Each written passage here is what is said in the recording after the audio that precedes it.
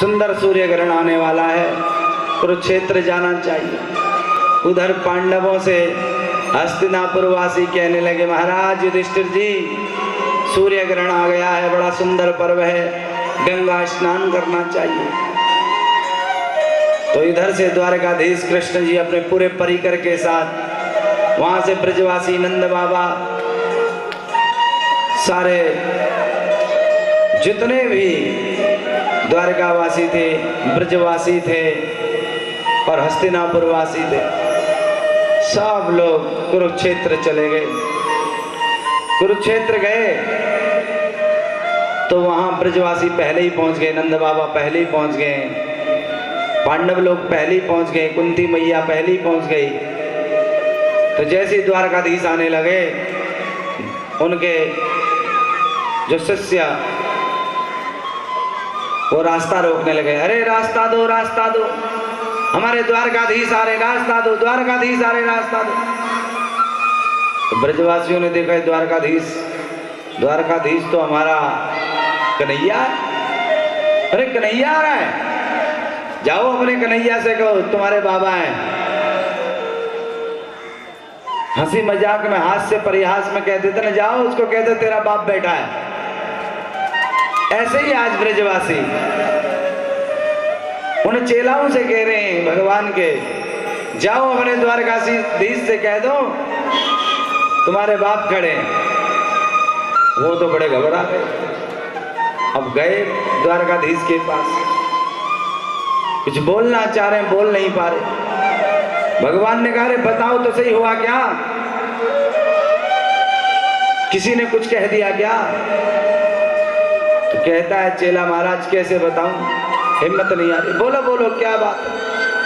बोला पीछे कोई खड़ा था, बोला अपने महाराज से कह दो, अपने द्वारकाधीश से कह दो कि तुम्हारे बाप खड़े। और कन्हैया जी तुरंत समझ गए, बाप कहने का अधिकार केवल ब्रजवासियों को है और कोई नहीं कह सकता। तो तुरंत भगवान दौड़े और आगे आकर के देखा तो सारे ब्रजवासी सबसे गले लगे, नंद बाबा से मिले। नंद बाबा के चरणों में जब दंडवत प्रणाम किया तो आंसुओं से बाबा के पैर धोती। यशोदा मैया भगवान को देखकर इतनी प्रमुदित हुई, अरे मेरा लाला जो इतने वर्षों पहले हमें छोड़ के मथुरा चला गया, आज उसके दर्शन हो रहे हैं, द्वारकाधीश बन गया। 25 वर्ष हो गए अपने लाला से नहीं मिले। इस प्रकार से सारे ब्रजवासी भगवान से मिले और जब बड़े दिनों बाद मिलन होता है तो हृदय भी विगलित होता है और मन भी प्रभु की तरफ लगता है। तो यहाँ भी आज बड़े दिनों के बाद हमारे महाराज छोटे सरकार अपने नंद बाबा ब्रजवासियों से मिले। बहुत खुशी का, अश्रुपात का कोई ठिकाना ही नहीं कि कितने अश्रुपात हो गए। फिर थोड़ी देर बाद कुंती मैया मिल गई, पांडव मिल गए, सारे लोग पूरे परिकर के साथ भगवान से मिले। इतने प्रसन्न हो गए सब लोग कि इतने दिनों के बाद हम मिले हैं। न याम्यानि तीर्थानि न देवा मृच्छमालया ते पुनर्कालेन दर्शनादेव साधव। अचानक बड़े बड़े उच्च कोटि के संत बृहस्पति, पुलस्त्य, अंगिरा, कश्यप, सारे ऋषियों को पता चल गया। सब लोग द्वारकानाथ के दर्शन करने के लिए आ गए और सब लोग भगवान की महिमा को गा रहे हैं। वसुदेव जी ने भगवान के चरणों में वंदन किया, सभी संतों को प्रणाम किया और वसुदेव संतों से कह रहे हैं, अंगिरा आदि ऋषियों से कि महाराज एक बात बताओ, कर्मणां कर्म निर्हारो यथा स्नान सदुच्यता, कि महाराज ये बताओ कि इस मनुष्य जीवन में सुख कैसे मिले, कौन सा कर्म करना चाहिए। नारद जी वहां पर हैं। नारद जी खूब हंसे। क्या कह रहे हैं नारद जी? वसुदेव जी को समझा रहे हैं कि वसुदेव जी, मुझे इसलिए हंसी आ रही है, गंगा नदी के किनारे पर बैठकर गंगा जी में स्नान न करके वहां दूसरे से पूछ रहे, भैया पाप नाश करने के लिए नहाना कहाँ चाहिए? तुम्हारे घर में तो खुद जगत के ईश्वर पैदा हुए प्रभु, जो कृष्ण जो तुम्हारा बेटा है ना, अब इसको बेटा मत समझो, ये तुम्हारा बेटा नहीं, ये जगत का पालन करता है, जगत का पिता है ये। वसुदेव जी बड़े प्रमुदित हो गए, क्योंकि गंगा तो रोज की घर की है। घर का जोगी जोगड़ा, बाहर का जोगी सिद्ध। तो घर की मुर्गी दाल बराबर है, कहा होता है। जब घर में प्रभु आ जाए तो उनकी वैल्यू उतनी ज्यादा नहीं रख पाते। अब जो कोई उच्च कोटि का संत झूठ बोल के अच्छा चोला धारण करके सामने आ जाए तो महान हो जाते। इसीलिए हमारे जो घर में हमारे माता पिता है ना, वही हमारे परमात्मा सबसे पहले गुरु है हमारे। पहले अपने घर के गुरु को तो हम प्रसन्न करें, अपने गुरु से तो घर के आशीर्वाद ले लें, बाहर तो लेते रहेंगे। गंगम हित्वा यथानान्यम भवस्त्रयो याति शुद्धये। नारद जी कहे, महाराज इसीलिए मुझे हंसी आई। एक दिन द्वारका में देवकी मैया ने अपने लाला द्वारकाधीश को अकेले पाया। भगवान अकेले बैठे थे। जब भगवान अकेले बैठे थे तो मैया तुरंत आ गई,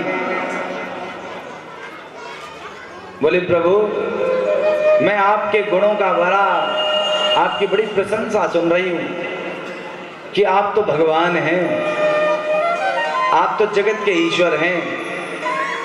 प्रभु एक बात कहूं? बोला हाँ मैया।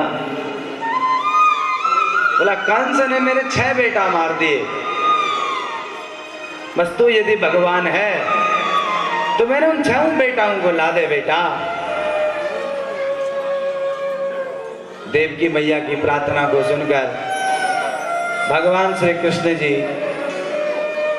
मैया की बात को, उनके मनोरथ को सिद्ध करने के लिए बोले मैया मैं तेरे बेटा को जरूर वापस लाऊंगा, तो बिल्कुल भी चिंता मत करना।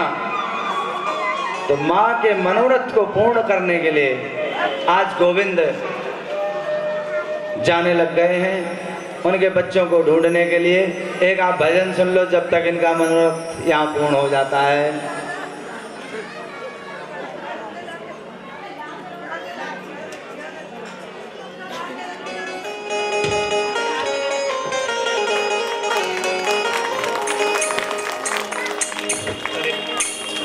बाके बिहारी की देख छटा,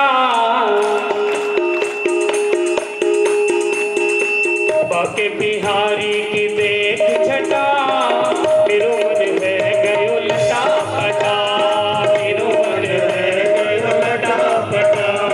बाके बिहारी की देख छटा, बाके बिहारी की देख छटा, मेरो मन है गयो लटा फटा, मेरो मन है गयो लटा फटा, लटा फटा।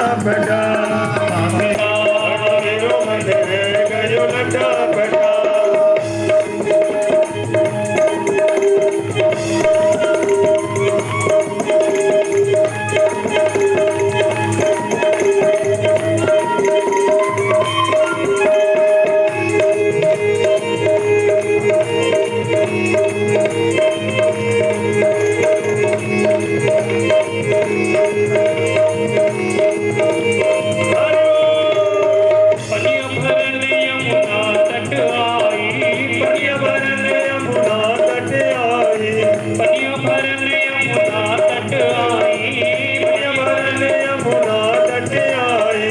बीच में मिल गया कृष्ण कलाई, बीच में मिल गया कृष्ण कलाई। और छोड़ दियो पानी को घटा, छोड़ दियो पानी को घटा, मेरो मन है गयो लटा पटा, मेरो मन है गयो लटा पटा।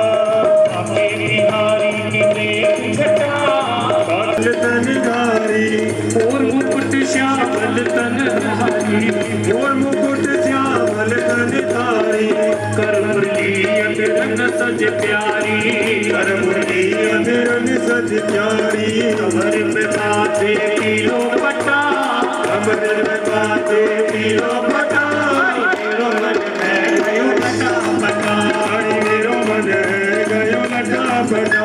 बाके बिहारी की देख छटा, बाके बिहारी की देख छटा।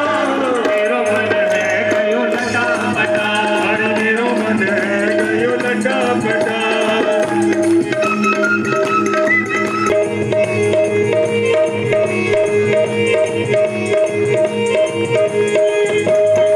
टेढ़ी नजरें घुंघराली, टेढ़ी नजरें घुंघराली, टेढ़ी नजरें घुंघराली, टेढ़ी नजरें घुंघराली। मार रही मेरे दिल पे कटारी, मार रही तेरे दिल पे गटारी। श्याम वर्ण जैसी काली घटा, श्याम वर्ण जैसी काली घटा।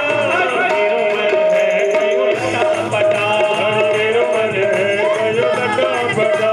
बाके बिहारी की देख छटा, बाके बिहारी की देख छटा। मेरो मन है गयो लटा पटा, मेरो मन है गयो लटा पटा।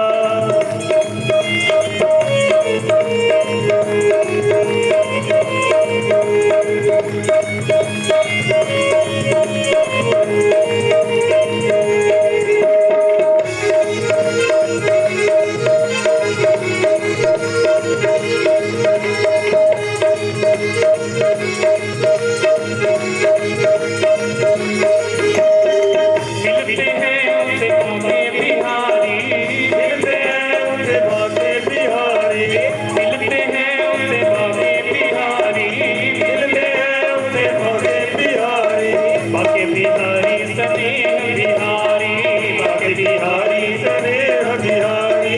राधे राधे जिसने रटा, राधे राधे जिसने रटा, मेरो मन है गयो लटा पटा, मेरो मन है गयो लटा पटा। बाके बिहारी की देख छटा, बाके बिहारी की देख छटा। मेरो मन है गयो लटा पटा, मेरो मन है गयो लटा पटा। लटा पटा रे लटा पटा, लटा पटा लटा पटा। बाके बिहारी की देख छटा, बाके बिहारी की देख छटा। मेरो मन है गयो लटा पटा, मेरो मन है गयो लटा पटा। हरि मेरो मन है गयो लटा पटा, मेरो मन है गयो लटा पटा। हरि मेरो मन है गयो लटा पटा, मेरो मन है गयो लटा पटा। हरि मेरो मन है गयो लटा पटा। वृंदावन में हरिलाल की जय, कुल द्वारकाधीश भगवान की जय, कुल भागवत महापुराण की जय। अब हमारे बीच में उपस्थित हमारे बाबा जी श्री प्रकाश पांडे जी कुछ वक्तव्य आपके सामने रखना चाहते हैं। 2 मिनट में उस वक्तव्य को निवेदन है कि पूर्ण कर दें। और आज हमारे कुल पूज्य ब्राह्मण कुल पुरोहित हमारे बीच में पधार कर अपने उनकी छत्र छाया में उन्हीं के आशीर्वाद में यह यज्ञ हम आज संपन्न कराएंगे। उन्हीं की बड़ी कृपा है। ये जो मेरा नाम कौस्तुभ आनंद है, इस कौस्तुभ आनंद नाम देने वाले हमारे कुल पूज्य गुरु जी के पिताजी ये हैं जिन्होंने हमारा नाम रखा। हमारा नाम खेमानंद जोशी था, तो हमारे गुरुदेव के पिताजी ने बोला ये बड़ा होकर के मैं कौस्तुभ देखना चाहता हूँ। ये आज ही गुरुदेव ने हमें बताया कि हमारे पिताजी ने हमें बताया था। तो वो आज कौस्तुभ हमें साक्षात समझ में आ रहा है। ऐसा उन्होंने अपना आशीर्वाद हमें दिया, तो आशीर्वाद बना रहे, इसलिए एक बार और तालियां बजा के गुरुदेव जी का धन्यवाद करते हैं। दूसरा हमारा मानी हमारे व्यास जी साधु संत, हमारा नागा पंथ भी, साधु पंथ भी हमेशा व्यास जी का मान रखता आया है। और उसके साथ साथ में हम आचार्य जी ब्राह्मणों का भी मान सम्मान करते हैं। आप लोग भी करते रहिएगा। मैं हृदय जो इनके कुल गुरु जी आए हैं, मैं इनका भी साधुवाद करता हूं। मैंने नवीन जी से, कस्तूरबानंद जी से आग्रह किया कि आप अपने कुल पूज्य ब्राह्मण जी को बुलाएं, उनका आशीर्वाद भी आपके लिए सफल होगा।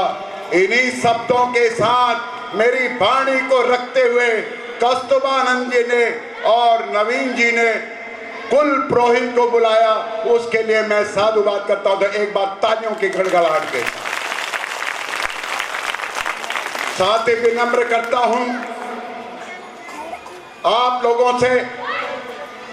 मैं एक बार पुनः आपसे अपील करूंगा, मातृशक्ति से एक को छोड़ करके बाकी सभी मातृशक्तियों से मैं अनुरोध करूंगा, क्योंकि मेरी धर्म पत्नी भी यहाँ पर विराजमान है। मैं उनको नहीं कह सकता हूँ मातृशक्ति, पर वो मेरी धर्म पत्नी हैं। वो मैं उनको धर्म पत्नी का दर्जा देता हूँ, क्योंकि मैं साधु बन तो गया हूँ, बाबा तो बन गया हूँ, मर्यादा नहीं छोड़ूंगा। इसी गृहस्थ आश्रम से, इसी खिचड़ीपुर से मैं आपके बीच में साधु बनने के, बाबा बनने के काबिल बना हूं। इसी संदर्भ में हमारे इस क्षेत्र से मेरा छोटा भाई गोविंद पांडे, इसी कॉलोनी से, इसी क्षेत्र से, इसी व्यास गति के, इसी साधु समाज के, इस ब्राह्मण समाज से आज वो फिल्मी दुनिया के अंदर में अपना नाम रोशन कर रहा है। गोविंद पांडे मयूर विहार में रहते हैं। उनका पांव एक तो मयूर विहार, एक पांव बंबई। हमसे तो बात भी नहीं कर पाते, हमसे तो फोनों पे बात करते हैं। हम भी उनके लिए साधुवाद की कामनाएं करते हैं। मैं तीसरी चौथी बात, मैं सभी मातृशक्ति से अनुरोध करूंगा कि एक हमारे जो वादक यंत्र हमारे यहाँ पर आए हैं, जो आपको सितार से, गिटार से, तबली से, मुरली से और कांगो से, आपको मुक्त मंत्र से, भजन से आपको आकर्षित कर रहे हैं, मैं सभी मातृशक्ति से अनुरोध करूंगा, दिल से एक बार तालियों की गड़गड़ाहट से दीजिएगा।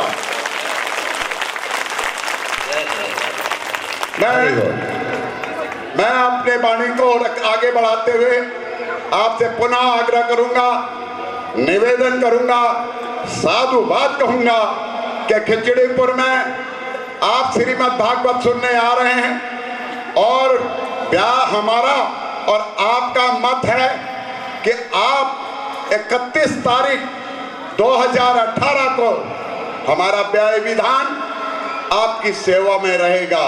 जो भी अंशदान देंगे उसको हम आपकी सेवा में हमेशा समर्पित रहेंगे। ये हम व्यास जी के सन्निधि से कहना चाहते हैं। अब मैं एक बात और कहूंगा अपनी बात को रखते हुए, दान दिए बिन धर्म नहीं, दान दिए बिन धर्म नहीं। इसका मतलब है खुल करके दान दीजिए, चाहे आटा से दीजिए, चाहे सूजी से दीजिए, चाहे आप चीनी से दीजिए, चाहे तेल से दीजिए, घी से दीजिए। ये तो आपने दे दिया, अटूट अपरंपार है। हम चाहते हैं अपने दिल से, हम अपनी साधुवानों से प्रार्थना करते हैं कि आने वाले समय में 31 दिसंबर 2018 को इस व्यास पीठासन को ये दिखा दीजिए कि खिचड़ीपुर में आप भागवत करो और यह भागवत आपके लिए हमेशा सदैव अग्रणी रहेगा। और मैं एक बात और कहना चाहता हूं, हमारा व्यसन नहीं है, हमारा व्यास जी का व्यसन नहीं है। व्यास जी ने हमेशा कहा है हम कथा करेंगे, जो पैसा लगेगा वो हम सार्वजनिक प्रचार में ही करेंगे, हम जनता के लिए करेंगे, हम धर्म के लिए करेंगे, हम ब्राह्मणों के लिए करेंगे, हम उन पितरों के लिए करेंगे जिन पितरों की कृपा से। पंडित जी, बाबा जोशी जी माफ करना, ये आपके ऊपर पितरों की छाया से ऐसा लड़का आपने आसन पर बिठाया है। सभी तालियों के गड़गड़ाहट से इनको धन्यवाद दीजिए। अब मैं आगे बात करता हूं कि आप लोग अब ये मत सोचिए हम जो ये टेंट पर खर्चा लग रहा है, अभी तो ब्यास जी ने जो थोड़ा बहुत आपने दिया है वो तो कर ही रहे हैं, उनके सहयोगी भी कर रहे हैं। हम आगे आने वालों को इस समय 31/12/2018 को दिसंबर को हम यह खिचड़ीपुर में, मैं भी यहाँ पर रहता हूँ, मेरी मातृशक्ति, मैं बैंक से रिटायर्ड हुआ हूँ, मैंने 42 साल नौकरी करी, इस क्षेत्र में सोशल सेवाएं की हैं, मैं दागी नहीं हूँ, बेदागी हूँ, और आज उस दाग न लगने से आज मैं साधु बना हूँ। मेरा एक भाई दूरदर्शन में बना हुआ है, फिल्मी दुनिया में नाम कमा रहा है। व्यास जी अपनी वाणी को विराम रखते हुए एक बार पुनः आपसे हाथ जोड़ के विनती करूंगा कि आपने हमारी बात को रखा, हम आपको विश्वास दिलाते हैं खिचड़ीपुर जनता की तरफ से, मातृशक्ति की तरफ से। कल मेरे को एकादश स्कंद में प्रवेश करते हैं, जिसमें उसको मुक्ति मार्ग भी कहा जाता है। इसमें यदुवंशियों को श्राप लगता है। एक दिन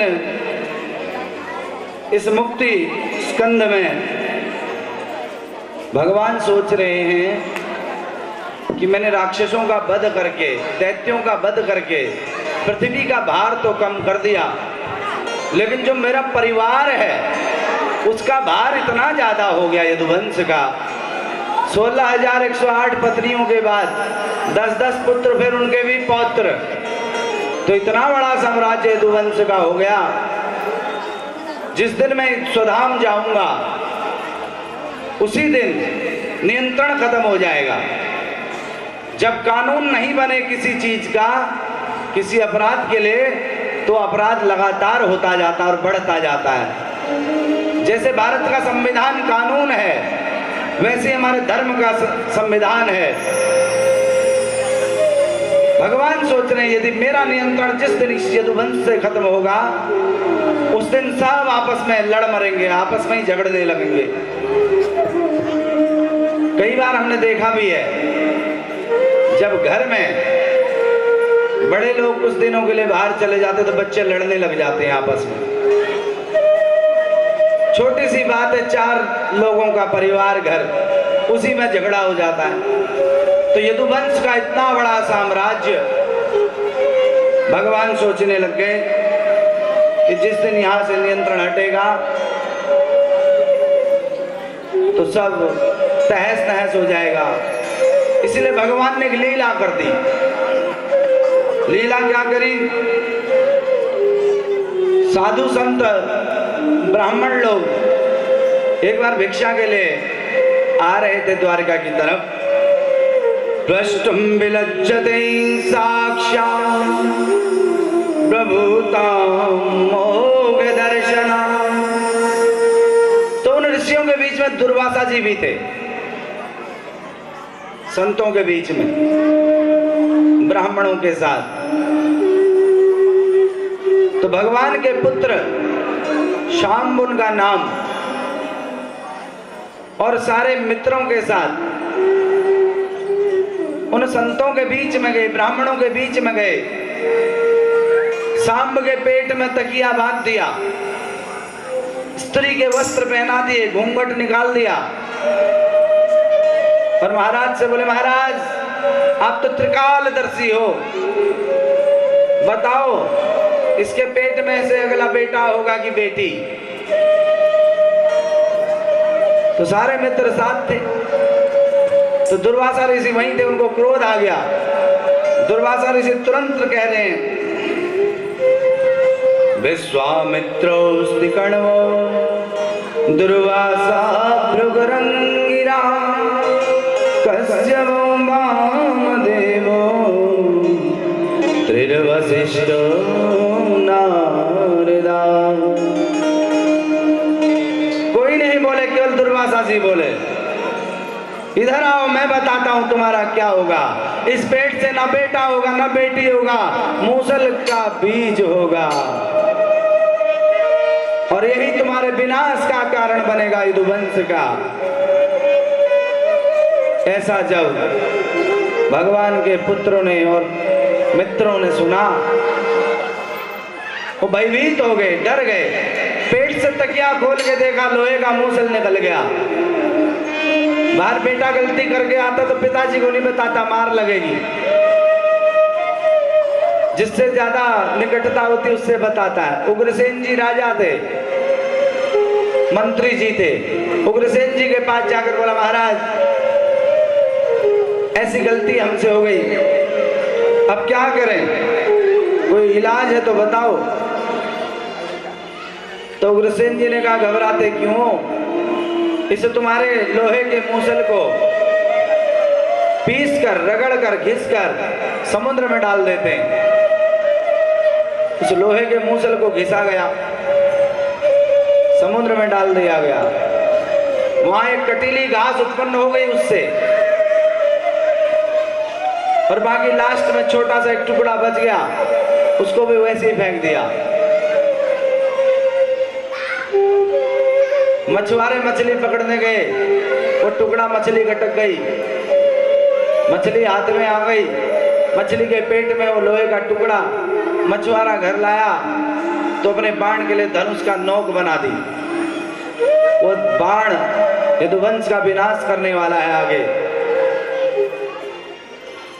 तो इसीलिए ये भगवान कैसी कैसी लीलाएं करते हैं कोई पता नहीं।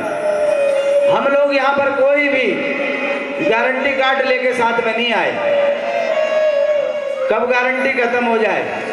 वारंटी तो थोड़ी चल भी जाती है, अस्पताल में एडमिट कर देते हैं, वारंटी का चल रहा है, लेकिन गारंटी बिल्कुल नहीं है। डॉक्टर साहब भी कह देते हैं, मैं अपनी तरफ से प्रयास कर रहा हूं, ऊपर वाले पे भरोसा रखना। तो इसीलिए जब ऊपर वाले पे ही भरोसा रखना है तो आरंभ से ही उस क्रिया को हमें आरंभ करना चाहिए। और उस मछली के पेट से निकालकर जब मछुआरे ने बाण का नोक बनाया, वहीं पे निश्चित हो गया कि अब जो है यदुवंश का विनाश होगा। जब भगवान को इस बात का पता चल गया कि हमारे बच्चों ने इतना अपराध कर दिया, ब्राह्मणों का अपमान कर दिया, तो भगवान ने सोचा क्यों न इनको प्रभास क्षेत्र में स्नान कराया जाए। सारे यदुवंशियों को बोला गया, सारे द्वारका वासियों को बोला गया कि यदुवंश वाले जितने भी हैं स्नान करने के लिए हमारे साथ चलो। प्रभास क्षेत्र में सब लोग चले गए। नमस्ते वासुदेवाय नमः संकर्षणाय च प्रद्युम्नाय निरुद्धाय तुभ्यं भगवते नमः। इसलिए हम सभी लोगों को भगवान के चरणों में मन लगाना चाहिए, वासुदेव के चरणों में मन लगाना चाहिए। कैसे हैं भगवान के चरण? ध्येयं सदा परिभवग्नमभीष्टदोहम् तीर्थास्पदं शिवविरहं चिनुतं शरण्यम् नृत्यार्तिहं प्रणतपालभवादिपोतं वन्दे महापुरुषते चरणारविंदम। ऐसे भगवान के चरणारविंद हैं। ध्येयम, ऐसे चरणों का हमें ध्यान करना चाहिए, मन लगाना चाहिए, प्रभु का स्मरण करना चाहिए, तभी हमारा कल्याण होगा। एक दिन नव योगेश्वर वसुदेव जी को बता रहे हैं नारद बाबा कि वसुदेव जी, देवर्षि भूताप्य नृणाम पितॄणाम न किंकरो नाम मृणीय राजन सर्वात्मा न शरणं गतो मुकुंदम परिहृत्य कृत्यम। तो भगवान नारद बाबा वसुदेव जी से कह रहे हैं कि वसुदेव जी, आप अपने लाल जिसको समझते हो, ये त्रिकालदर्शी भगवान जगतपति जगत ईश्वर है, आप इनका स्मरण करो, इनके चरणों में ध्यान रखो। तुम तो बड़े भाग्यशाली हो वसुदेव। वसुदेव, तुम्हारे बराबर भाग्यशाली कोई नहीं, क्योंकि जिस भगवान की तपस्या हजारों वर्षों तक व्यक्ति करता है, वन में जाकर करता है, तीर्थ में जाकर करता है, भगवान फिर भी दर्शन नहीं देते। परंतु आज तुम्हारा जीवन धन्य हो गया, क्योंकि भगवान ने तुम्हारे घर में जन्म लिया है। मापत्य बुद्धि तमकृता कृष्णो सर्वात्मनीश्वरो माया मनुष्य भावेन गूढ़े स्वये परव्ये। तो भगवान तुम्हारे पुत्र बनकर के आए हैं वसुदेव। तुम तो बड़े भाग्यशाली हो, तुम्हारा तो जीवन धन्य हो गया। इसको बच्चा मत समझो, तुम इसकी आराधना करो, इसके चरणारविंदों का ध्यान करो। ऐसा उपदेश देकर नारद जी वहां से चले गए और तुरंत वहां देव वृंद आ गए। बैकुंठ से भगवान के चेला देव वृंद वो आ गए, भगवान के पास आ गए और भगवान से कह रहे हैं, प्रभु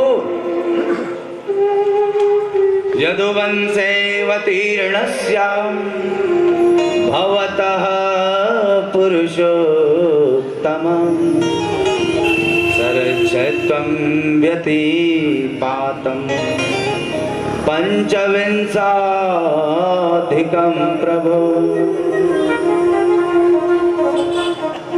देववृंद कह रहे भगवान से, प्रभु आपको 25 वर्ष हो गए। भगवान 125 वर्ष हो गए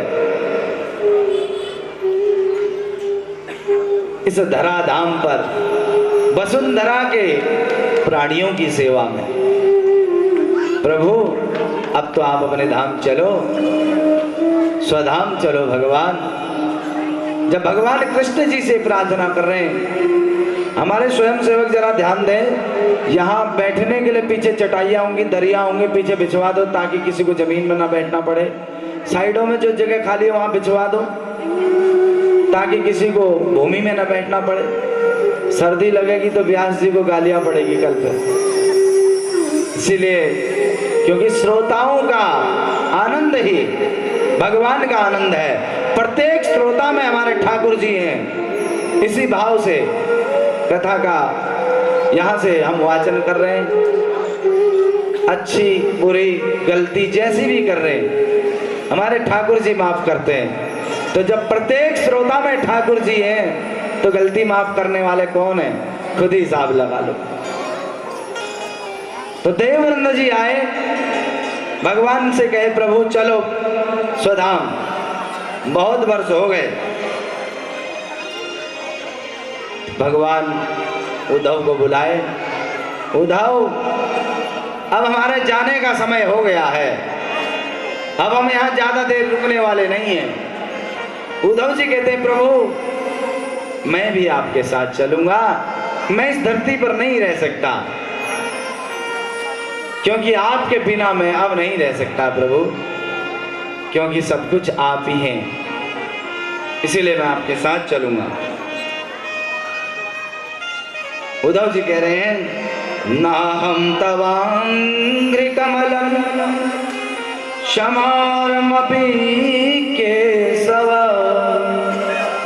त्यक्तं समुत्सहे नाथ स्वधामा अपना स्वधाम तो मैं आपके साथ चलूंगा यदि जाएंगे, नहीं तो आपको जाने नहीं दूंगा। बार बार उद्धव जी प्रार्थना करने लग गए। तब भगवान उद्धव जी से कह रहे, उद्धव को एक बड़ा सा सुंदर सा ज्ञान दिया था। अभी आपको संगीतकार सुनाएंगे कि कौन सा ज्ञान भगवान ने उद्धव को दिया था। भगवान कह रहे हैं उद्धव जी से, उद्धव त्वं तु सर्वे परित्यज्य स्नेह स्वबन्धुषु म्यावेश्य मना सम्यक् स्नेहं स्वजन बन्धुषु। उद्धव, अभी तुम यहाँ इस धराधाम पर अपना ज्ञान की वर्षा करो, इस धराधाम के लोगों का कल्याण करो। अभी तुम मेरे साथ मत चलो तो हमारे संगीतकार आपको सुंदर सा भगवान के द्वारा जो उद्धव को बताया कि उद्धव ऐसा नहीं वैसा करना चाहिए, तो भजन के माध्यम से ही सुना दो। यदि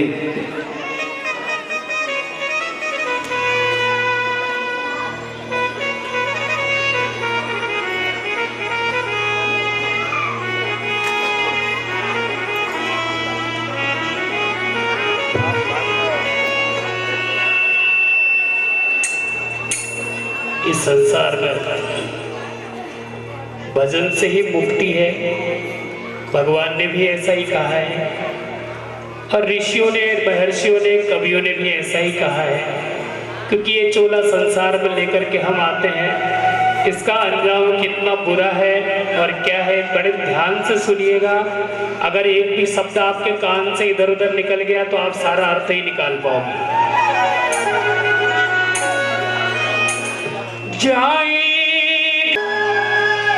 2 गज कफन का टुकड़ा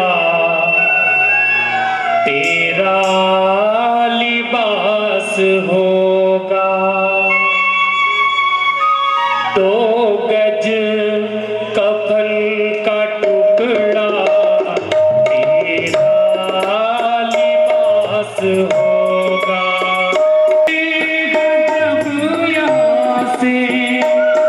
कुछ भी साथ होगा, 2 गज कफन।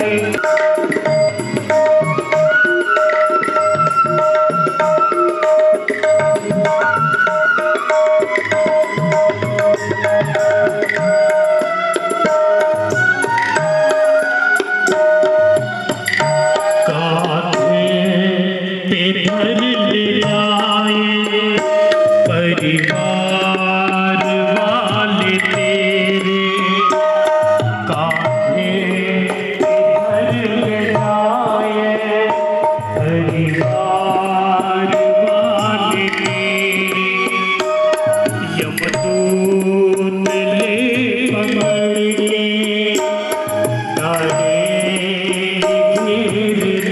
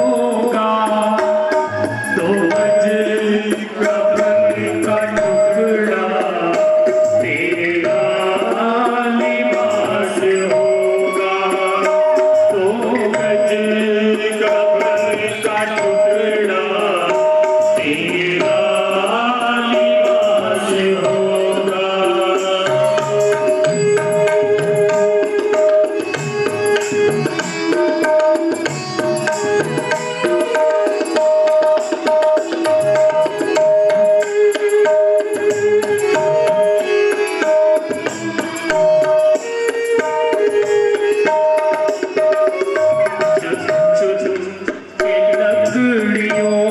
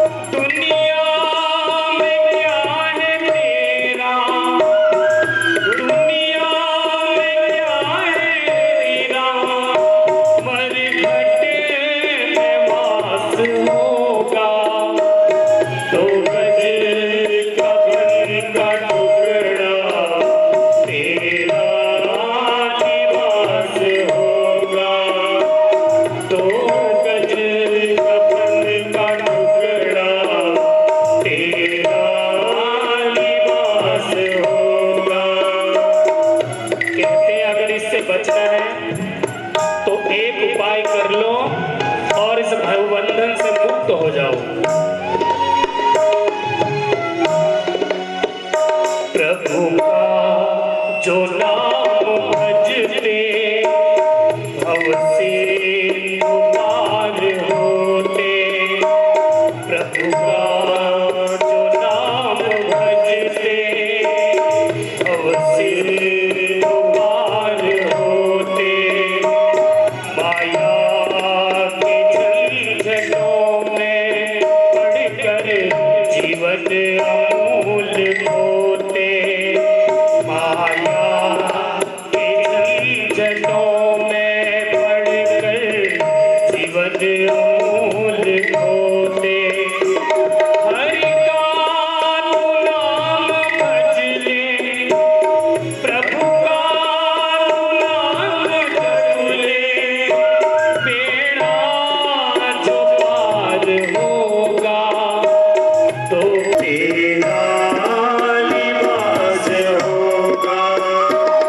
जाएगा जब यहाँ से, जाएगा जब यहाँ से, कुछ भी न साथ होगा तो वज्र कफन का टुकड़ा तेरा निवास होगा।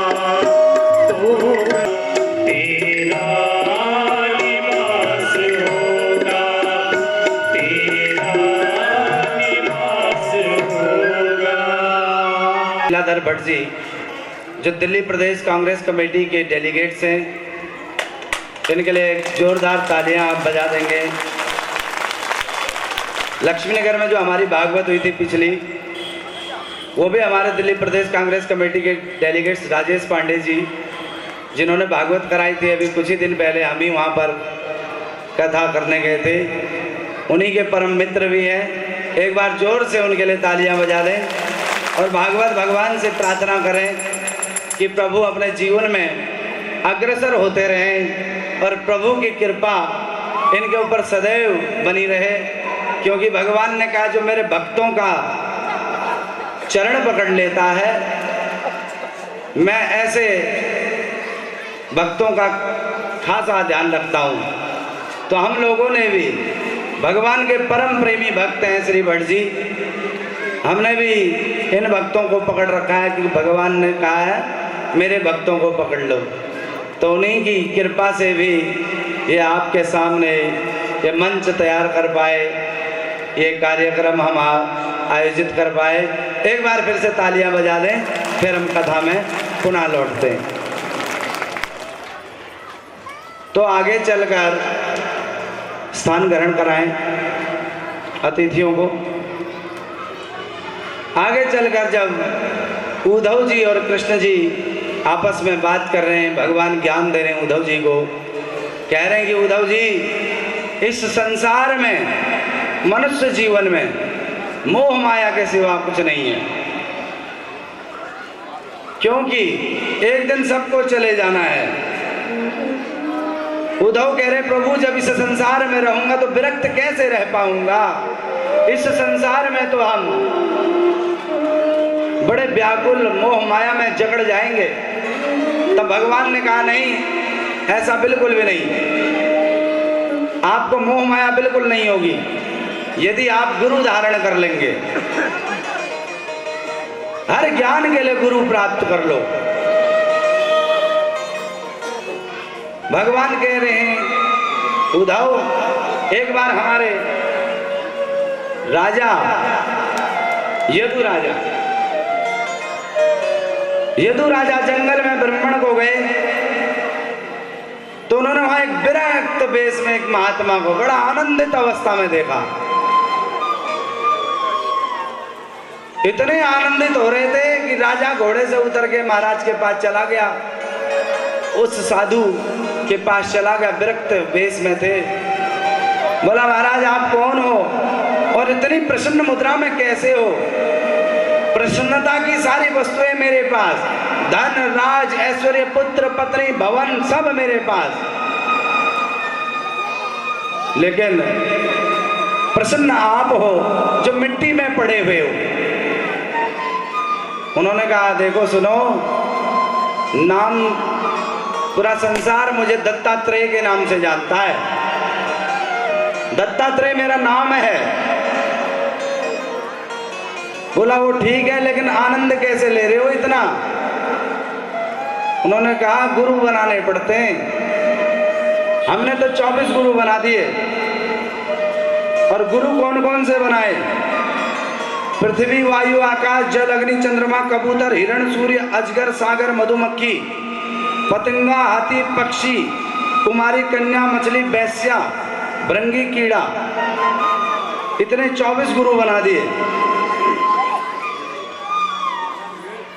जनेषु दह्यमानेषु कामलोभदवाग्नि न तप्यसे घृणा मुक्तो गंगाभ्यस्तैव निवा। पृथ्वी, वायु, आकाश, चंद्रमाया, रवि, कपोतो, अजगर, सिंधु, पतंगो, मधुसूदन, मधुहा, हरिणो, भौमः, पिंगला, पुरुरोर्भवा, कुमारी, सरकृता, सर्वं पूर्णनाभिः सुपेनास्त्रिका। अपने अपने 24 गुरुओं के नाम बता दिए, क्योंकि हर कुछ प्रत्येक गुरु से कुछ ना कुछ सीखने को मिलता है। मधुमक्खी से सीख लिया, मधु बनाते रहो, शहद बनाते रहो। एक दिन आएगा मालिक और शहद निकाल के ले जाएगा, तुम देखते रह जाओगे। कमा धमा के खूब रख लो, खाते समय चले जाएंगे।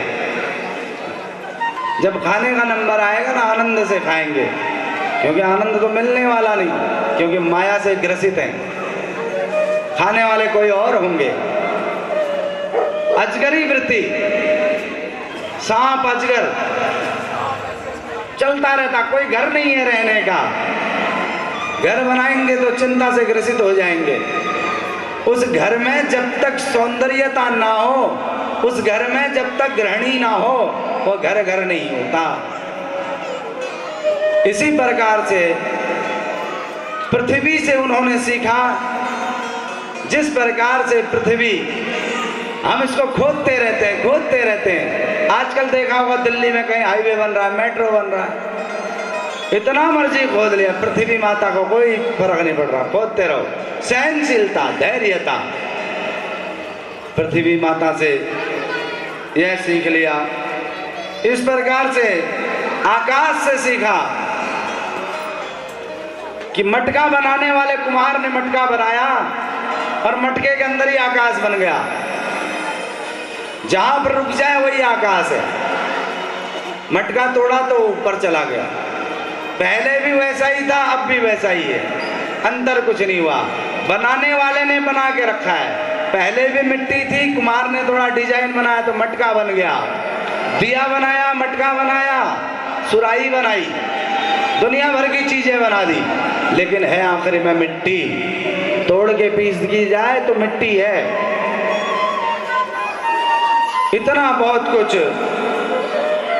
पतंगा उड़ता हुआ आता है, पतंगा देखा होगा आपने।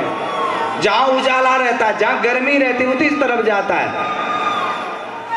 माया है वो गर्मी, और उस माया में पतंगा जैसी गर्मी की तरफ गया, तुरंत पंख जले खत्म। वैसी मनुष्य के लिए पतंगा बना, पतंगा बन करके सीखो। जितनी माया की तरफ जाएंगे उतना अपने आप को हम धकेलते जाएंगे।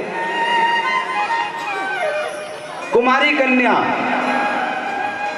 घर में भोजन के भात बनाने के लिए चावल नहीं, धान रखा है कूटने के लिए जाए, हाथों में कंगन नहीं है, चूड़ी नहीं है।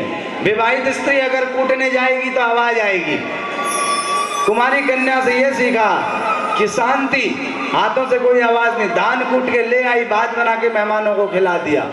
मेहमानों को पता नहीं चला कि घर में भात चावल था कि नहीं था। विवाहित स्त्री कूटने जाती तो चूड़ियों की छनछनाहट सब बता देती। कुंवारी कन्या को भी गुरु बना लिया। तो इतना 24 गुरु दत्तात्रेय जी ने बनाए, क्योंकि प्रत्येक गुरु की मैं कल्पना यहाँ पर तो नहीं कर सकता, क्योंकि इतना हमारे पास समय भी नहीं है। और साधुओं को बताया कि साधु एकांत स्थान में साधु को भजन करना चाहिए। और सूर्य को दिखाया, सूर्य से सीखा कि पूरी दुनिया को प्रकाशमय करे बिना भेदभाव के। और साधुओं को बोला कि लकड़ी की भी यदि स्त्री हो तो साधु को उस लकड़ी की स्त्री को स्पर्श नहीं करना चाहिए। स्त्री जाति से साधुओं को कोसों दूर रहना चाहिए, एकांत में भजन करना चाहिए, क्योंकि जितनी नजदीकी बढ़ेगी आपका भजन उतना खराब होगा, आकर्षण बढ़ेगा, फिर लास्ट में जेल जाना पड़ेगा। तो इसीलिए दत्तात्रेय जी ने अनेकों गुरुओं से बहुत कुछ सीखा। हमें भी सीखना चाहिए। 84 लाख योनियां पार करने के बाद बड़ी मुश्किल से ये मनुष्य योनि पाई है। इस पे एक बहुत सुंदर सा दृष्टांत देंगे हम। बड़े भाग से मानुष तन पावा, बड़े भाग मानुष तन पावा, बड़े भाग मानुष तन पावा। सुर दुर्लभ सद ग्रंथ निगावा, सुर दुर्लभ सद ग्रंथ निगावा। बड़े बनाएगा। बिना आंख वाले व्यक्ति को हम लोग बहुत गलत शब्द प्रयोग करते हैं, अंधा कहते हैं उसको। लेकिन आंख 4 होती है मनुष्य की, 2 सामने दिखती है, 2 हृदय की।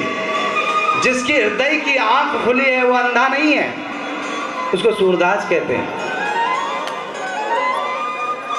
क्योंकि सामने की आंख किसी की भी जा सकती है, लेकिन अंदर की आंख हर कोई व्यक्ति खोल सकता है। तो एक सूरदास व्यक्ति को एक भवन के अंदर प्रवेश करा दिया गया। वो सूरदास व्यक्ति आप और हम सब हैं। हम सब मिलकर एक सूरदास हैं। ध्यान से सुनोगे तो आप प्रसंग का पता चलेगा। एक भवन के अंदर डाल दिया और सूरदास व्यक्ति घूमता रहा भवन से बाहर आने के लिए, पता ही नहीं चल रहा। तो एक संत मिल गए अंदर ही, बोला तुम्हारी आंखें नहीं है, दीवार को हाथ पकड़ पकड़ के चक्कर लगाओ, जैसी दरवाजा होगा अपने आप बाहर निकल जाओगे। सूरदास जी ने सोचा बहुत अच्छा ज्ञान। सूरदास जी ने वैसे ही करना शुरू किया। भवन की दीवार के साथ साथ हाथ लगा के चलना शुरू किया। जैसे ही दरवाजे पर पहुंचने ही वाले थे, सिर में खुजली लग गई। दीवार से हाथ हट गया। जैसे खुजाते खुजाते दरवाजा पार हो गया, अंदर ही अंदर, तब हाथ नीचे दीवार पे लगाया तो घूमते चक्कर में ही पड़ गए अंदर। उसी प्रकार से भगवान ने हमें इस पंचायती धर्मशाले में बिठा के रखा है, सारी मनुष्य योनि में, और दरवाजा भी दे रखा है। और जैसे ही मोक्ष का नंबर आया, जैसे भगवान की पूजा का नंबर आया, जैसे संतों की सेवा का नंबर आया, जैसे कुछ दान देने का नंबर आया, सिर में खुजली लग गई। खुजली क्या है? ये माया, ये पारिवारिक मोह, जिस मोह में आदमी फंस के वहीं धंस जाता है। तो हम लोगों को दीवार पकड़ के चलना है। दीवार मतलब संतों का हाथ पकड़ के, ज्ञानियों का, ब्राह्मणों का, विद्वान जनों का हाथ पकड़ करके चलना है। यही दीवार है। और दरवाजा सीधे बैकुंठ का है। हमें ऐसा करना चाहिए। हम 84 के चक्कर में फेर में फंसे हुए। एक बार एक भवन में दरवाजा रह गया, 84 लाख योनियां फिर घूमो वो भवन के अंदर। वही 84 लाख योनियों का ये जो धरा है ये भवन है। और भगवान की पूजा पाठ यज्ञ साधु संतों की सेवा दरवाजा है। और उसके अंदर जो दीवार पकड़ के चल रहे हैं वो संत हैं जो ज्ञान देंगे। ये पूरा ब्रह्मांड है, पृथ्वी है। इसलिए क्यों, जब हमें शॉर्टकट रास्ता मिल सकता है तो क्यों व्यर्थ में लंबा चक्कर लगा के जाए। भगवान की आराधना हम सब लोगों को मिल करके करनी चाहिए। ये उद्धव जी को संदेश भगवान ने दिया। उद्धव जी की बड़ी अच्छी से समझ में आ गया। उद्धव बड़े प्रसन्न हुए। भगवान कहे अच्छा उद्धव, अब हम चलते हैं अपने धाम को, क्योंकि अब यहाँ रहना ठीक नहीं है। माँ भैजरी त्वमिष्ठत कामैसा कृतो हिसा याहि त्वं मनुन्नज्ञादः स्वर्गं सुकृतिनां भव। तो भगवान कह रहे हैं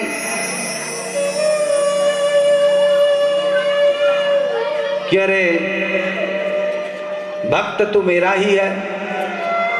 तूने बाण मारा, भगवान के ऊपर बाण मार दिया है। उससे कह रहे हैं तू मेरा ही भक्त है, मेरी ही माया से तूने मुझे बाण मारा। भगवान के मुकुट में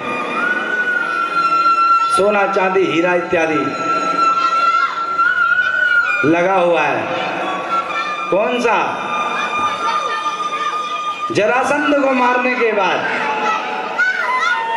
उसके मुकुट में जो मणि था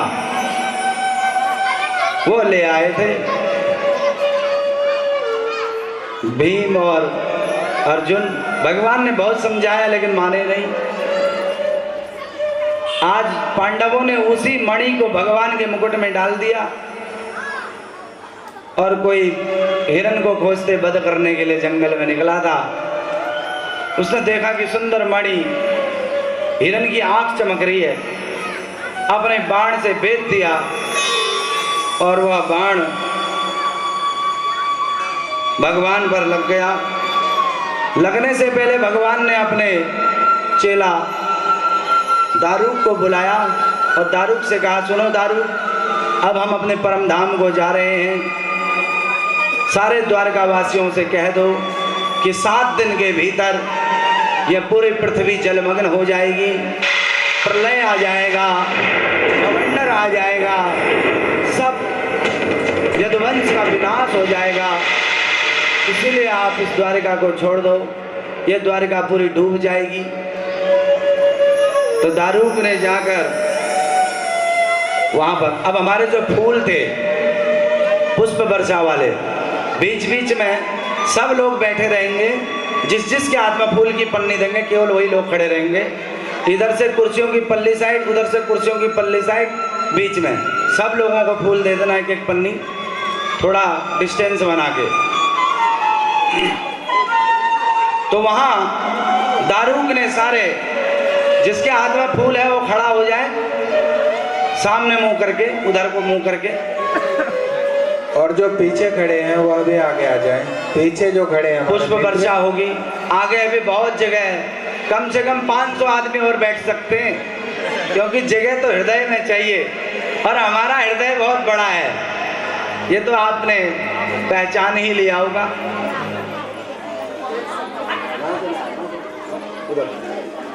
सारे लोग फूल ले लेना, एक एक पन्नी छोटी छोटी, और थोड़ा थोड़ा फेंकना। जैसे हमारी पुष्प वर्षा कराएंगे उस समय आप लोग, जिसके हाथ में फूल आ गया खड़े हो जाना। तो द्वारकापुरी 7 दिन में डूब जाएगी, ऐसा दारूक ने जाकर बता दिया। और आसमान में हमारे प्रभु के स्वागत के लिए, हमारे भगवान श्री कृष्ण जी के स्वागत के लिए लाइट जला दो। लाइट बुझ गई। होली रे रसिया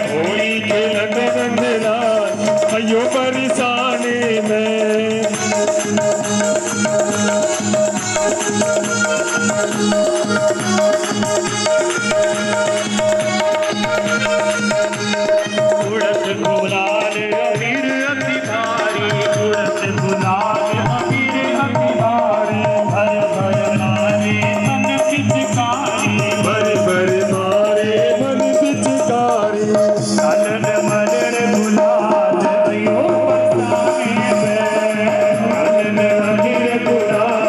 अयो बरसाने में होली के मौसम रात अयो बरसाने में होली के रंग रात अयो बरसाने में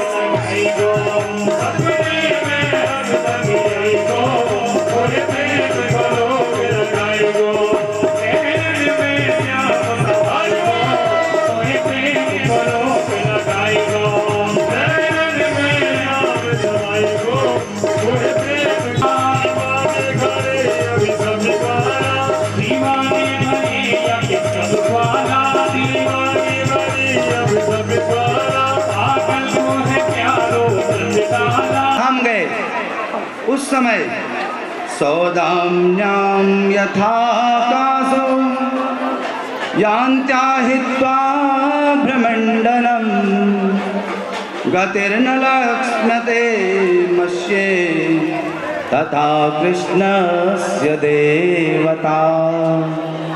जैसे बादल गरजते हैं, बिजली कड़कती है, उसी प्रकार से भगवान के शरीर से भी एक बिजली प्रकट हुई, भगवान परमधाम चले गए। जैसे ही भगवान परमधाम को गए, तुरंत कलयुग ने पांव पसार दिए। कलयुग ने पांव पसार लिए, कलयुग आ गया। और कलयुग का प्रभाव क्या है? दाम्पत्ये विरुचिरे युताते व्यवहारिके स्त्रीत्वे पुंसते च रतिर्विप्रत्वे। तो कलयुग का सबसे पहला प्रभाव, न गोत्र का ध्यान रखना, न जाति का ध्यान रखना, किसी चीज का ध्यान नहीं रखना, बस लड़का पसंद आ जाए तो ब्याह कर लो।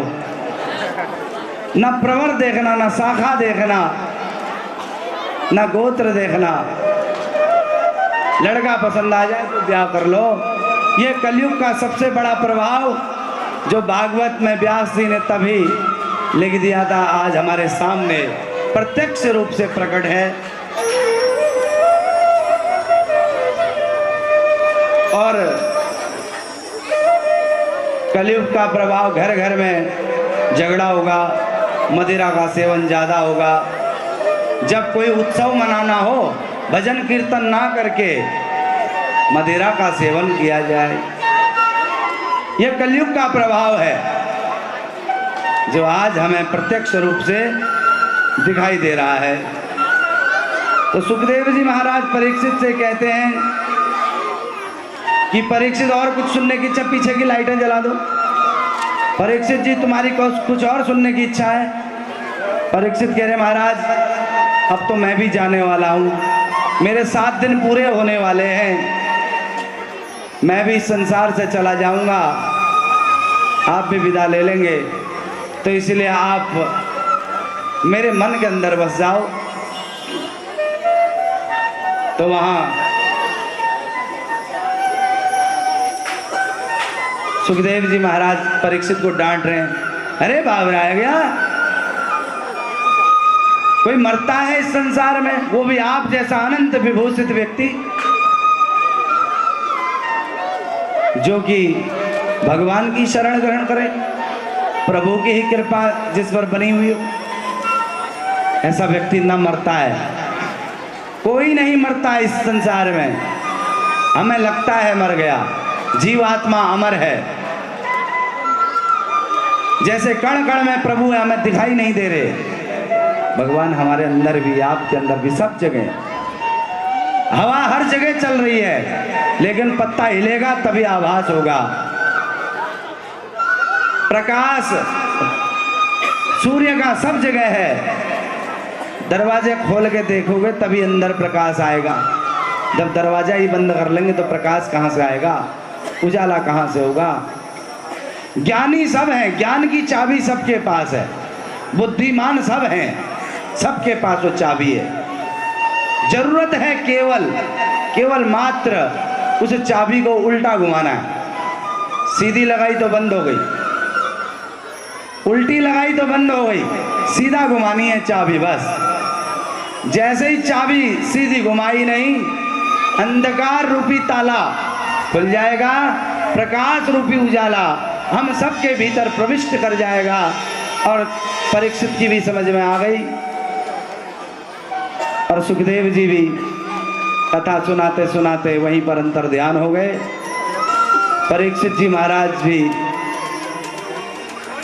तक्षक नाम का सांप वहां पर आया, भगवान ने, उस सांप ने परीक्षित को डंक मारा और परीक्षित जी महाराज भी चले गए।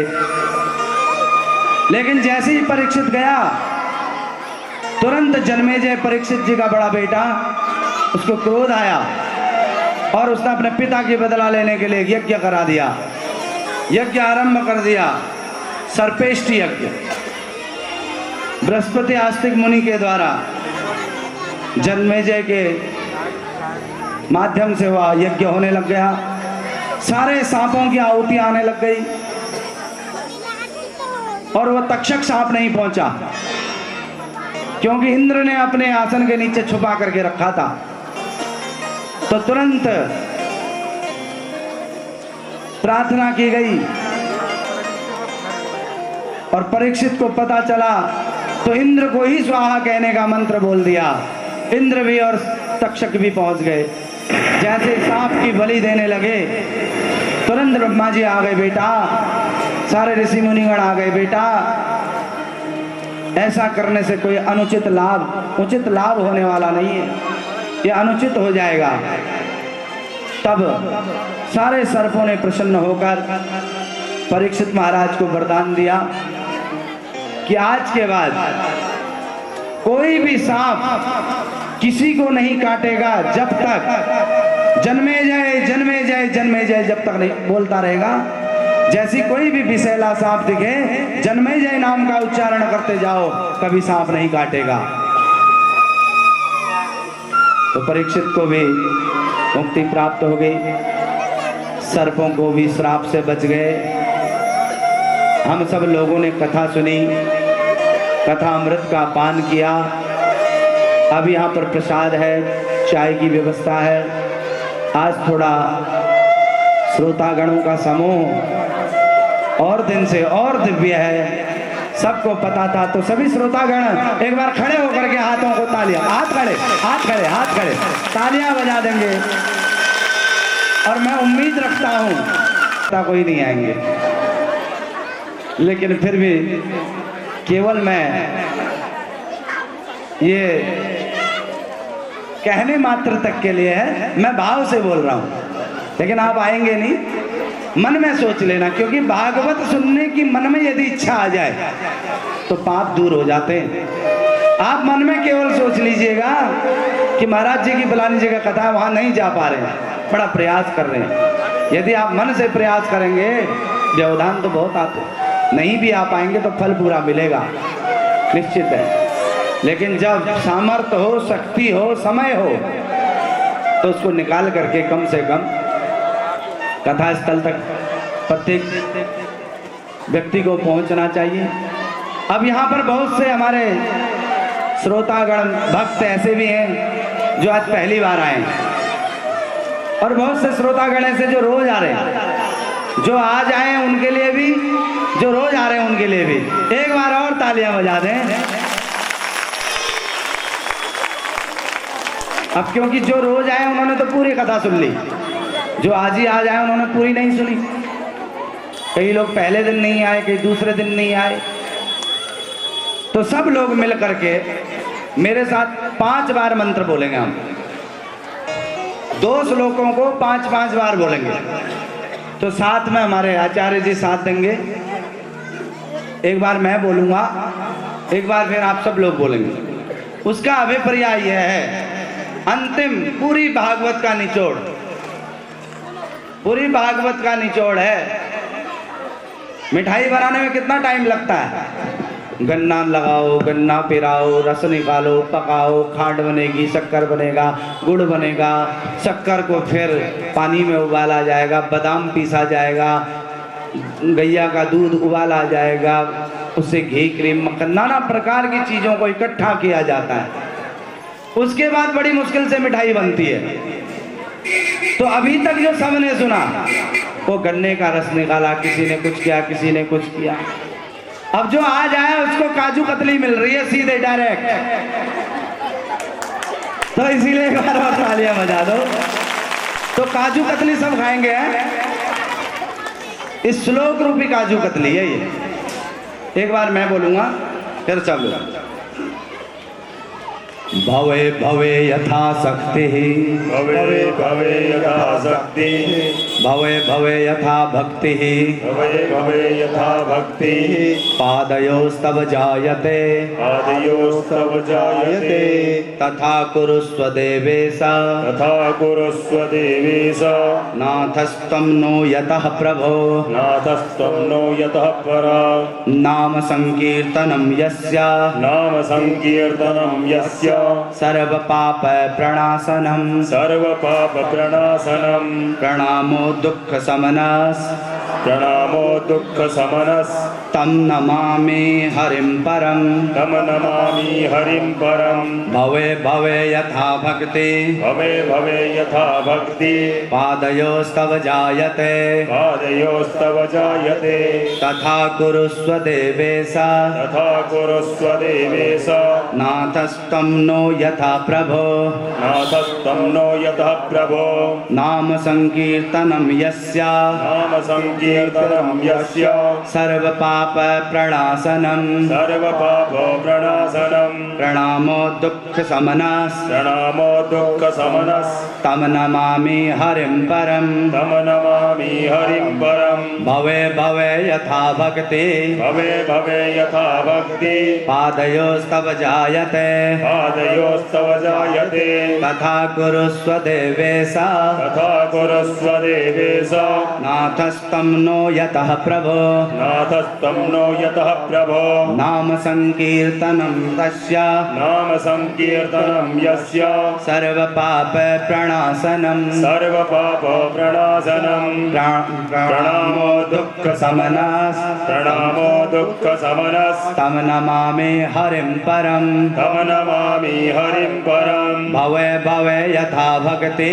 भवे भवे यथा भक्ति पादयोस्तव जायते पादयोस्तव जायते तथा कुरुस्व देवेश तथा कुरुस्व देवेश नाथस्तं नो यतः प्रभो नाथस्तं नो यतः प्रभो नाम संकीर्तनं यस्य नाम संकीर्तनं यस्य सर्वपाप प्रणाशनं सर्वपाप प्रणाशनं प्रणामो दुःख समनस् प्रणामो दुःख समनस् तम नमामि हरिं परम तम नमामि हरिं परम भवे भवे यथा भक्तिः भवे भवे यथा भक्ति पादयोस्तव जायते पादयोस्तव जायते तथा कुरुस्व देवेश तथा कुरुस्व देवेश नाथस्तं नो यतः प्रभो नाथस्त्वं नो यतः प्रभो नाम संकीर्तनं यस्य नाम संकीर्तनं यस्य सर्वपाप प्रणाशनं सर्वपाप प्रणाशनं प्रणामो दुःख समनस् प्रणामो दुःख समनस् तम नमामि हरिं परम तम नमामि हरिं परम भवे भवे यथा भक्ति भवे भवे यथा भक्ति पादयोस्तव जायते पादयोस्तव जायते तथा कुरुस्व देवेश तथा कुरुस्व देवेश नाथस्तं नो यतः प्रभो नाथस्त्वं नो यतः प्रभो नाम संकीर्तनं यस्य नाम संकीर्तनं यस्य सर्वपाप प्रणाशनं सर्वपाप प्रणाशनं प्रणामो दुःख समनस् प्रणामो दुःख समनस् तम नमामि हरिं परम तम नमामि हरिं परम तम नमामि हरिं परम तम नमामि हरिं परम तम नमामि हरिं परम तम नमामि हरिं परम। ऐसे गोविंद के पाद पद्मों में जगत के आधार, जगत के पालनहार, जगत के संरक्षक प्रभु लक्ष्मी नारायण श्री बालकृष्ण द्वारकाधीश गोपेश्वर राजराजेश्वर अपने अपने इष्ट देव, अपने अपने माता पिता, अपने अपने गुरुदेव सबका मन में स्मरण करते हुए एक बार उनको प्रणाम कर देना मन में, और भगवान के नाम का एक बार जोर से लगाएंगे। जय जय श्री राधे, जय जय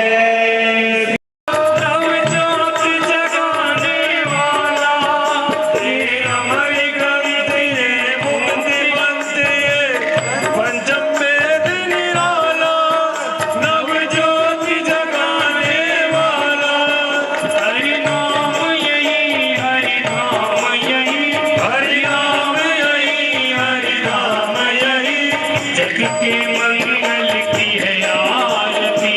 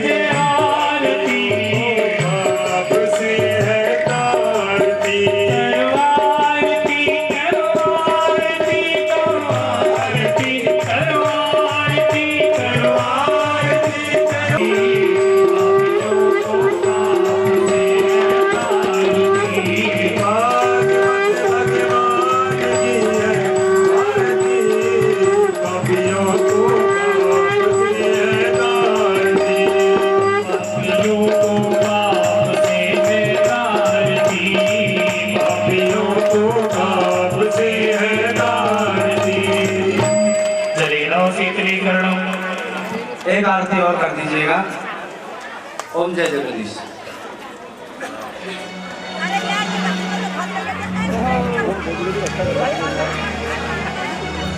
ओम जय जगदीश हरे स्वामी जय जगदीश हरे भरत जनों के संकट दास जनों के नव गुण निवाला दूर करे।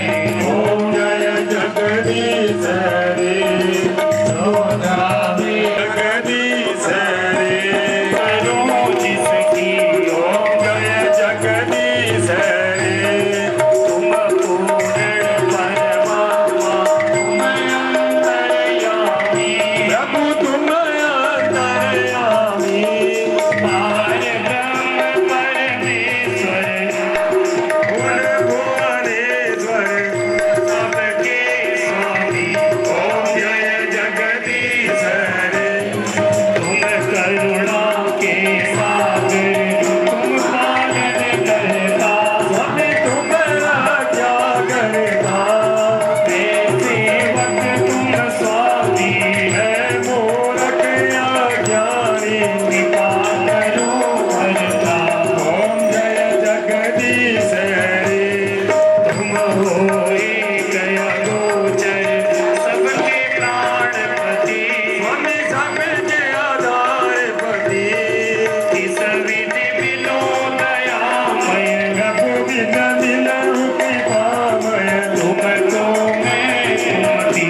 ओम जय जगदीश हरे दीन दयावान स्वामी कष्ट हरो देवा। श्रद्धा भक्ति बढ़ाओ श्रद्धा प्रेम बढ़ाओ सत्संग हरि सेवा। ओम जय जगदीश हरे पूर्ण ब्रह्म सब लोग बैठ जाएं प्लीज। सासुर रचैया बलवानु दास मुरली बजैया तीनों चरैया। सासुर रचैया बलवानु दास मुरली बजैया मुरली की धुन में मस्त चले मालबाज।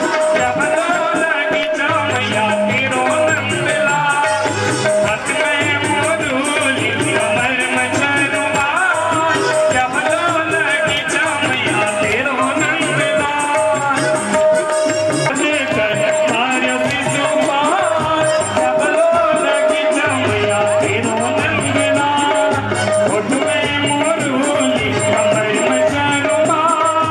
जब लगी जामैया तेरो नंदलाल जब लगी जामैया तेरो नंदलाल जब लगी जामैया तेरो नंदलाल।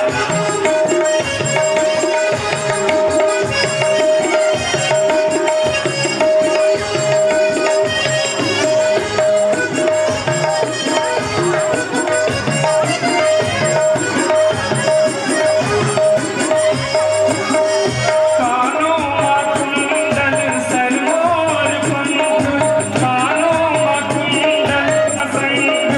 जय हो कन्हैया तेरी जय हो गोपाल।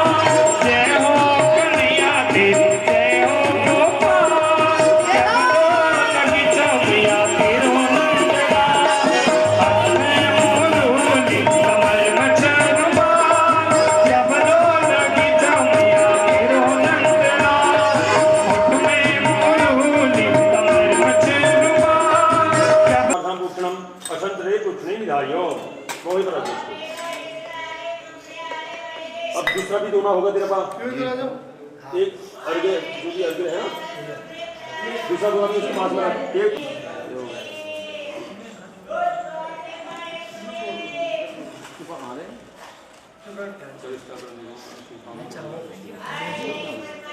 प्रतपनम सम्मार्जन तुषेश वश्यम रोमुक्षि सम्मार्जनम अग्नय मूलय वायु स्वयं सामर्थ्यम। फिर कर एक बार और फिर तपा उसमें अग्नि में हो गई दूसरा वो भी बार पूछा आप कोई चीज़ नहीं ना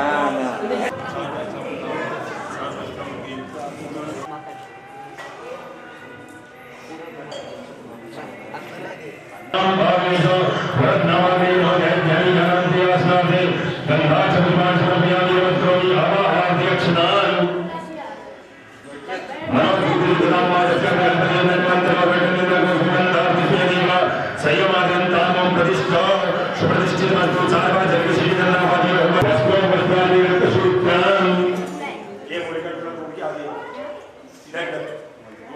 बाकी चलो ब्रह्मसुजातो जीवदिका सहस्रयामि दिव्यनाथकल्लामे ब्रह्मश्री खण्डनचन्द्रं नित्यनन्दाख्यसुरवरं दिव्यब्रह्मस्वासेका चन्दनं प्रतिनां चन्द्राय अलङ्काराध्यक्षतां समर्पयामि पूजार्थे पुष्पाणि पुष्पादिकां समर्पयामि तत्र धूपदीपः धूपम् आघ्रापयामि कल्पचिदीपं प्रदर्शयामि हस्तप्रक्षालपूर्वं नैवेद्यम् नाभ्याकाशे गन्धर्वजीतायो भगवतः ओम प्राणाय स्वाहा ओम अपानाय स्वाहा ओम ज्ञानाय स्वाहा ओम उदानाय स्वाहा बुद्धानाधिकं समर्पयामि भगवताधिकं पुष्पं समर्पयामि मुषिद्गर्दीयालोताम्बूलभक्तं पुष्पं समर्पयामि दक्षिणाद्रव्यं हिरण्यकर्कटकर्तं हेमवीरं राहुलमनन्तकं शान्तिप्रज्ञे तदाया भूतया सार्वज्ञाधिकप्रज्ञां समर्पयामि शरणं दत्त्वा जपं विधाय ओम यज्ञो हरिः अग्नि ब्रह्मोहरं कलबन्धं प्रयोजन स्वाहा मंत्र पुष्पांजलि ओम अग्नि दूतं प्रज्वलयत्वा अहं परिजीवान् आसादयामि मंत्र पुष्पांजलि समर्पयामि हाथ जोड़कर के अग्नि से प्रार्थना करना ओम अग्नि नय सुपदाय स्वामी देव भैरव उत्पन्न जीव देव दुर्गानमय पुष्टं देव उत्तिम देव नामय प्रार्थना पुरस्कार समर्पयामि हस्ते धर्मादाय अरिया भूया अग्नियाय दीतां नमो अरुणामयां पूजनाम् अर्चन विधिपूर्वस्तु वस्तु परिपूर्णम्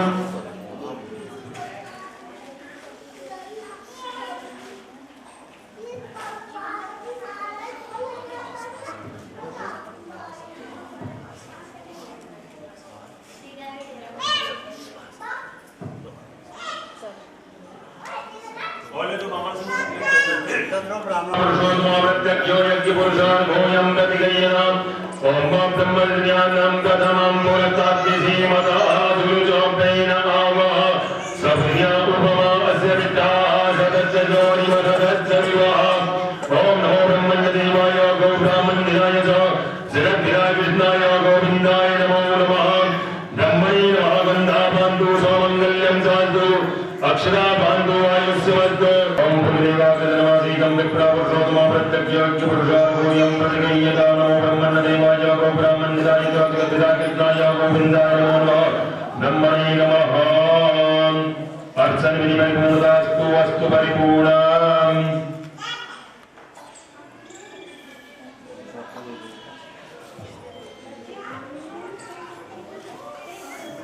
महागंधाबांधु सौमंगल्यं चाद्वद्धाबांधु आयुष्मतो पुष्पाणि बांधु सौश्रीमतो दक्षिणाबांधु बहुदेयं धनं चास्तु अर्चन विधि परिपूर्णतास्तु वस्तु परिपूर्णम् मंत्रादासुरा संपूर्णा संपूर्णा सुना मुद्रा संतुष्टारां सियस्तमो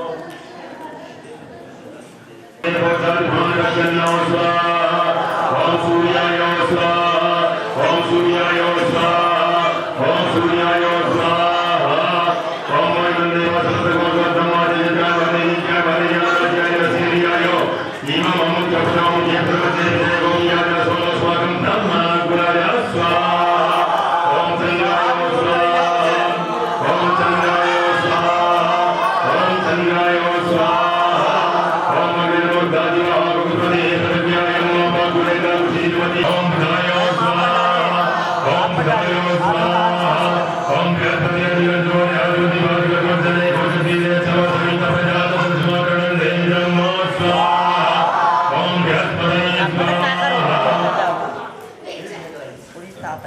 ओम बृहस्पतये स्वाहा ओम बृहस्पतये स्वाहा ओम अन्न प्रसुतो रसंतमनाभिगच्छतं वयः सोम प्रजापतिः विदेहतिन्द्रियं विपान दोषुक्रमन्दस इन्द्रसेम्य विलम्बयों शुक्राय स्वाहा ओम शुक्राय स्वाहा ओम सन्नो देवीर्विषय आपो भवन्तु पीताय संजोगविश्रवन्तु नः स्वाहा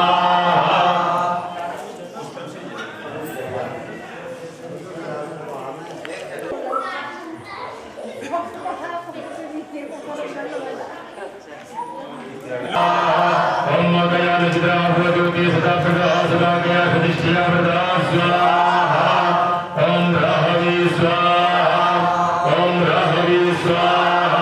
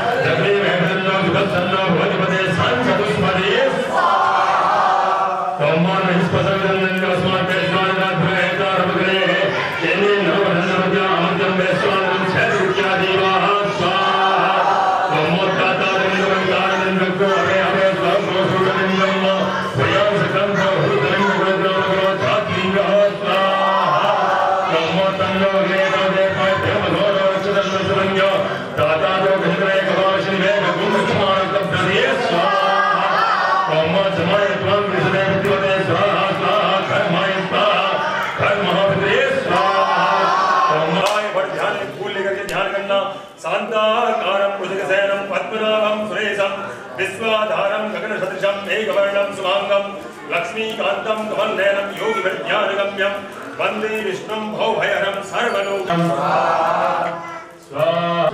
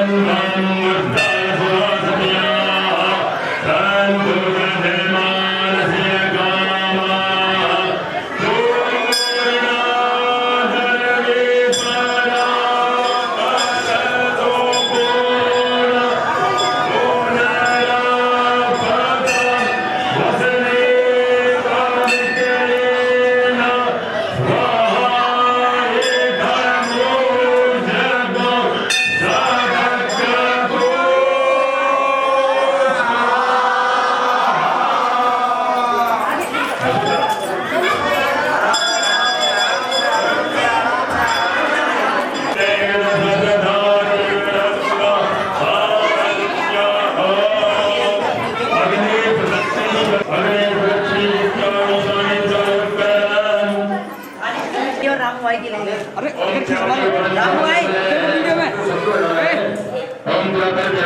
वीडियो में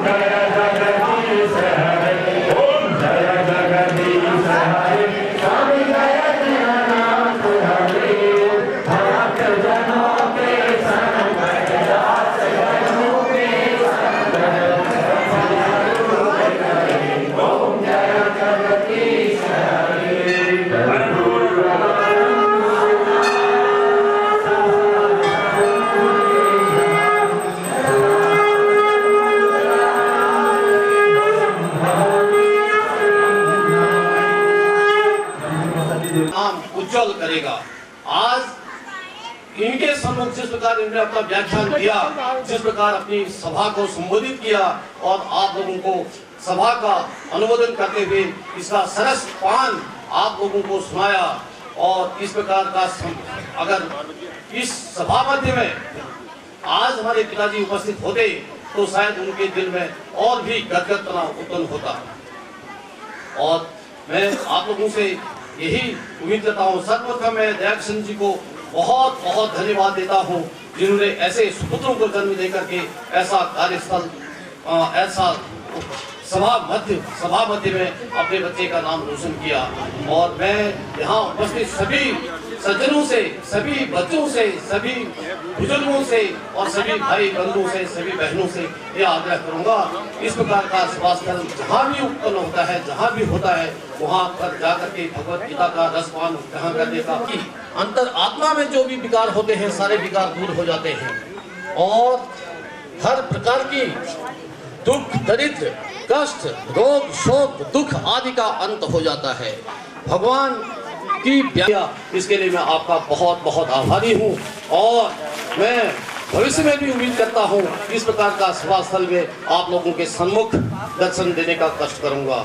इसके लिए मैं बहुत आपका आभारी हूँ। बहुत बोलो भगवती माता की जगदम्बे। 7 दिन के अंदर में स्थान में बैठे रहें और जिनका स्वागत नहीं हो सका वो कृपया एक एक करके हमारे वॉलेंटियर उनको भेज रहे हैं। बच्चे लोग ना आए, बच्चे लोग बिल्कुल नहीं। और जो कलश अपने घर ले जाना चाहते हैं ना, इनको नहीं मिली महाराज। हाँ मैं देगा मैं फिर भी, हाँ इनको भी नहीं मिली। ये बराबर इनके साथ इनकी कथा का बच्चे लोग बिल्कुल नहीं, जिनको मिल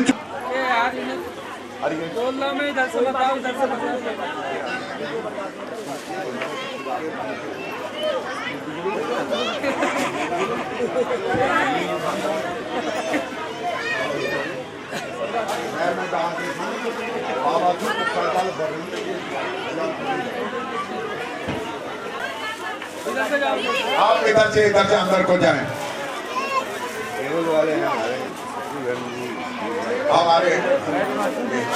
हमारे शत्रुघ्न जो केबल टीवी खिचड़ीपुर में चलाते हैं, उनकी धर्मपत्नी हमारे मध्यस्थ में है।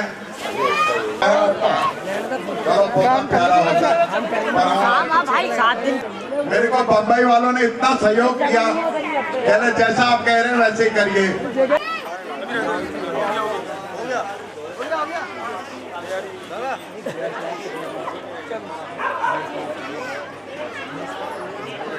जिसको पट्टा सभी का प्रसाद मिश्रित करके हमने दिया है, बनाया है।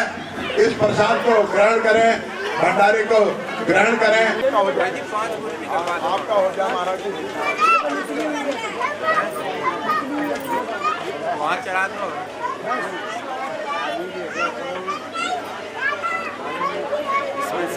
क्षेत्र के पूर्व विधायक श्री अमरीश गौतम जी भी और अमित शर्मा जी,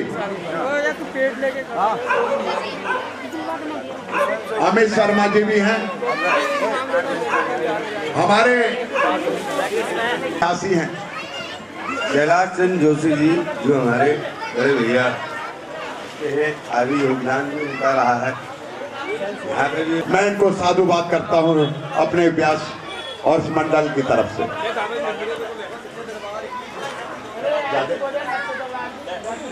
ये यहाँ मजाक नहीं चलती है, यहाँ कोई पॉलिटिकल नहीं है भाई साहब। ये आज मैं हाथ जोड़ के विनती कर रहा हूँ, जब भी कथा हो ये शोशाबाजी आप बिल्कुल बंद कर देना। गली के बाद जितना करना करो, मंडप में शोशाबाजी नहीं। जो हमें नासिक में और बम्बई में एक खुद भी तालियों की गड़गड़ाहट होनी चाहिए। बूंद बूंद से घड़ा बनता है और मिलकर नदियों से सागर बनता है। आप सागर की तरह चलोगे, देख लेना मेरा भी वचन है आपको।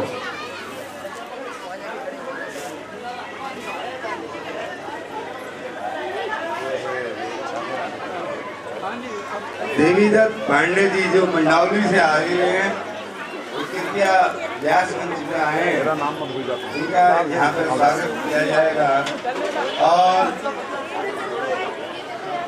उनसे इनका स्वागत कीजिएगा। वो अर्पित कर रखा है, ये हमारा खिचड़ीपुर का कारवां है। लास्ट में एक नाम लूंगा,